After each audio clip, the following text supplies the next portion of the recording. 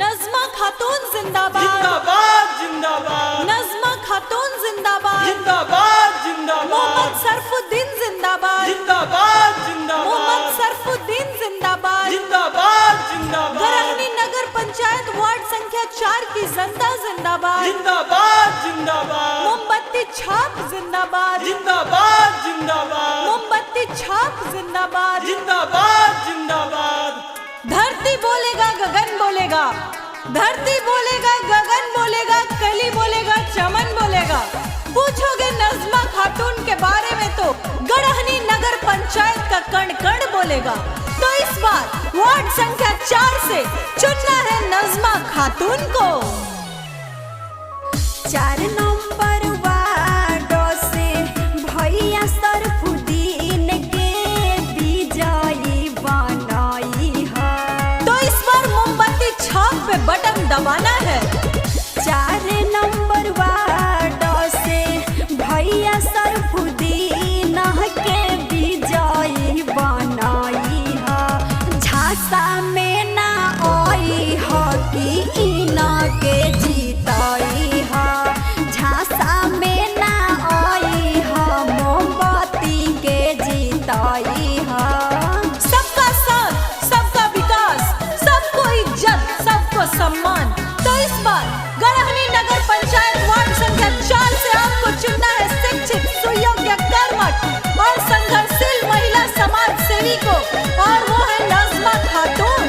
हर घर के सेवा करे सब कर विकास हो।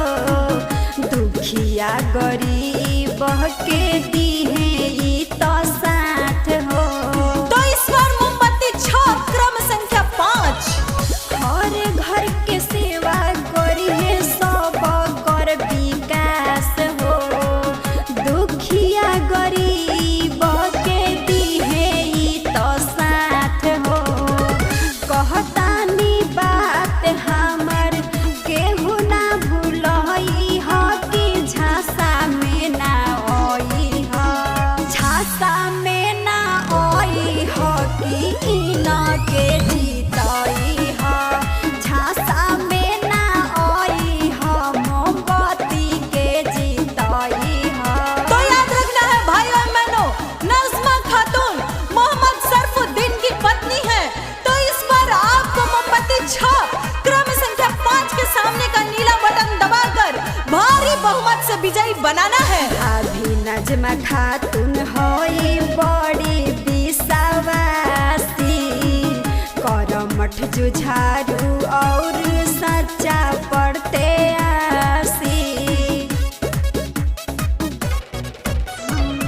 भाभी नज़मा खातून होई बड़ी विश्वासी, करमठ जुझारू और सच्चा पड़ते आसी। मोमबत्ती छपा जाई के बटन दबाई ह कि इना के जीताई ह। झांसा में ना आई ह कि इना के जीताई ह। झांसा में ना आई ह मोमबत्ती के जीताई ह। नज़मा खातून जिंदाबाद जिंदाबाद जिंदाबाद। नज़मा खातून जिंदाबाद जिंदाबाद जिंदाबाद। मोहम्मद सरफुद्दीन जिंदाबाद जिंदाबाद जिंदाबाद। मोहम्मद सरफुद्दीन जिंदाबाद जिंदाबाद जिंदाबाद। गरहनी नगर पंचायत वार्ड संख्या 4 की जनता जिंदाबाद जिंदाबाद जिंदाबाद। मोमबत्ती छाप जिंदाबाद जिंदाबाद जिंदाबाद।